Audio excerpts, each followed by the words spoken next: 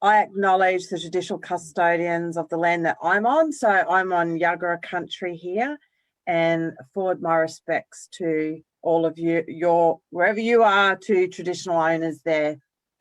I thought I might just touch on what CDP is first, because we're still coming across a lot of people that don't really understand or know what CDP is.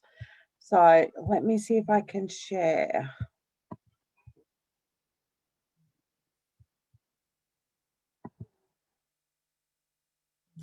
Okay, I hope that come up.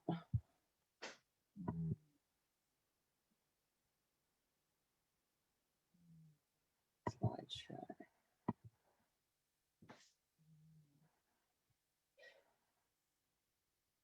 Is the full slide up or?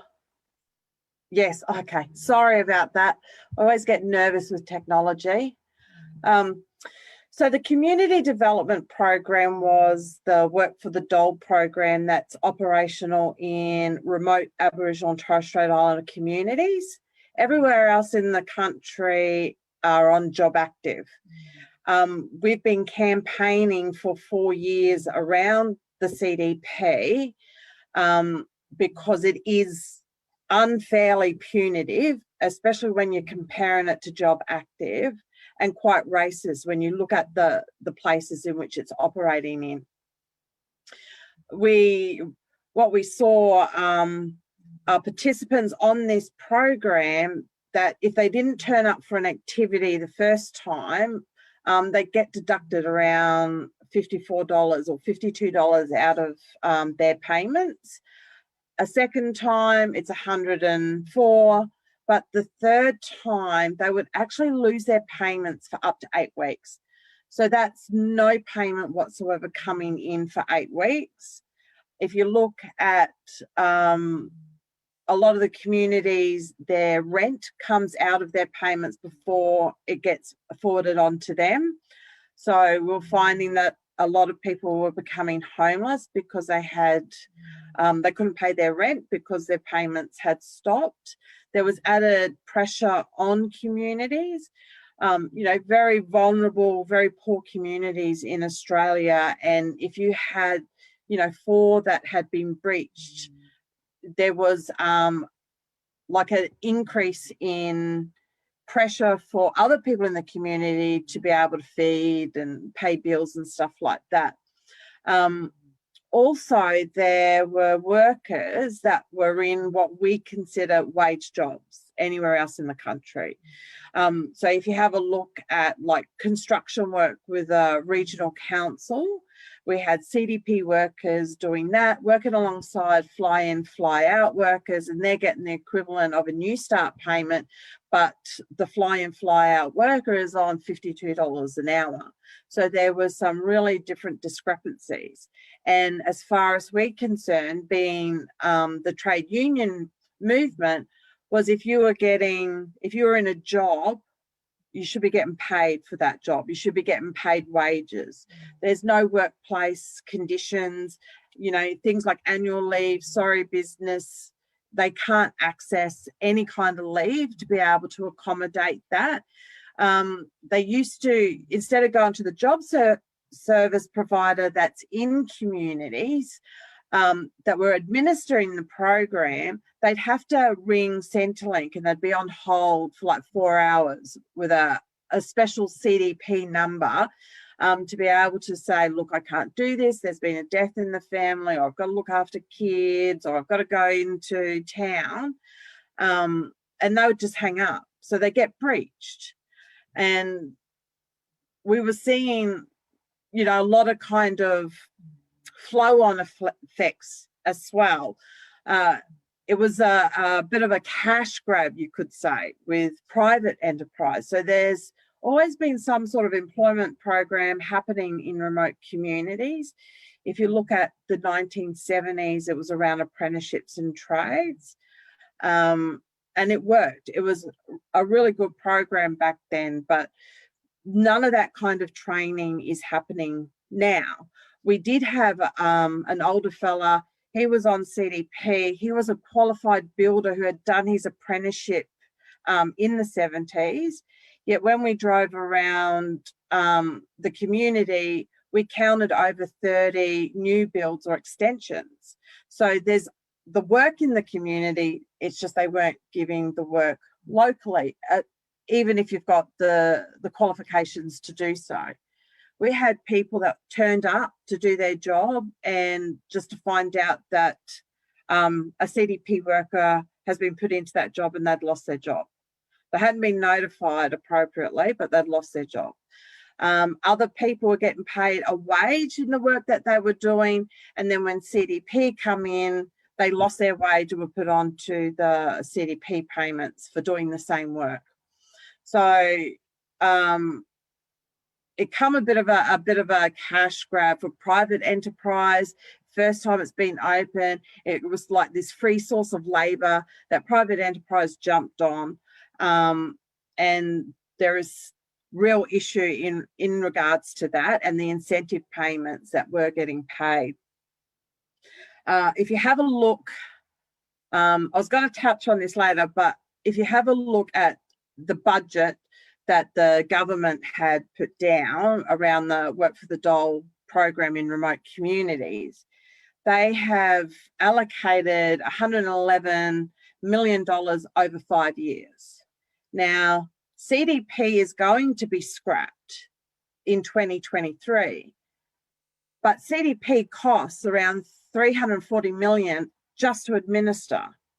If you have a look at Wyatt's 1,000 Jobs program, now private enterprise can get, over $57,000 as an incentive to be able to put on a CDP worker. And if you do the calculations, that's where all the money will end up going, to these incentive payments, to this private enterprise. It's a bit of a cash grab, be able to get some more money. It's not actually around job creation, and that's what's needed. We need jobs on country. If I live in Ipswich, I've got both my parents live with me. They're both quite ill. Now I have access to contact a service provider to come pick them up and take them to appointments. Yet we have people in remote communities that do that because it's their elders, but they're not getting paid a wage for it. So there is the capacity to be able to invest that money a little bit more smartly in and around job creation and in jobs that are on country, so people don't have to leave their homelands to find work.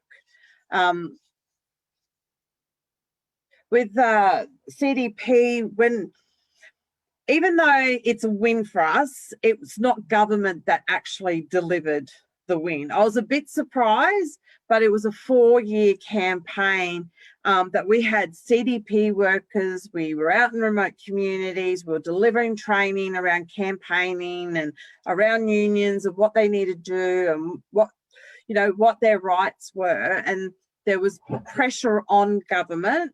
We got a little win in 2019 when they brought down the hours to 20 hours from 25 hours, and there had to be 51% on boards or a part of the job service provider. So we actually saw job service providers teaming up with local community organisations to meet that quota and sharing that funding. I lost my train of thought, sorry. Help me out, Don. What was I talking about? I just had a blank.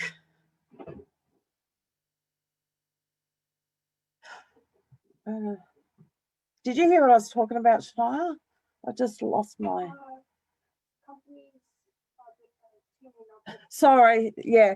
So having CDP is still in place now.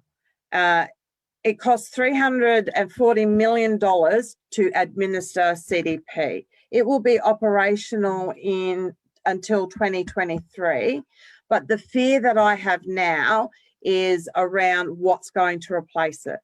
So the government has said that there will be a co-design process with First Nation people But we don't know what that looks like. We don't know who that is. We don't know the process of how that's going to be rolled out. There really needs to be community input, because not every community is the same, and they have different needs, and they need different training and different skills to meet whatever demand is in their particular area. So there really needs to be a bit of a structure set up so that there can be that correspondence with remote communities and what they need and what a jobs program would look like. They need to be sustainable jobs. You know, right through this CDP, didn't matter who was overseeing it, Scullion or Wyatt, the jobs that are supposedly being created through this program are not sustainable jobs.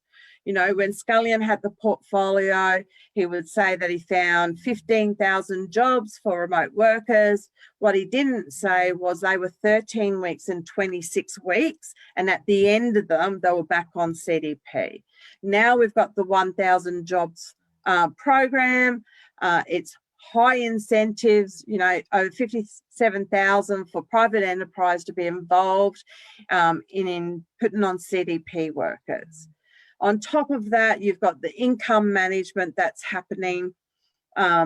We find that some people in the Northern Territory, it's the basic card, and this was implemented back about 12 years ago through the intervention.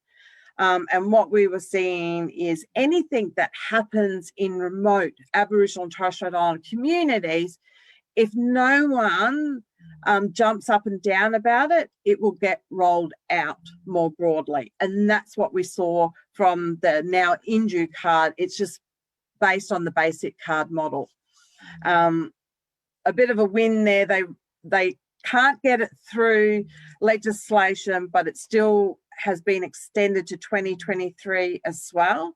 So like our wage justice campaign, that income management campaign, now's the time. We need to go really hard in the next 2 years to make sure what's being put in place is not harmful to our communities, is not harmful to our workers, and that there is real investment and care around job creation.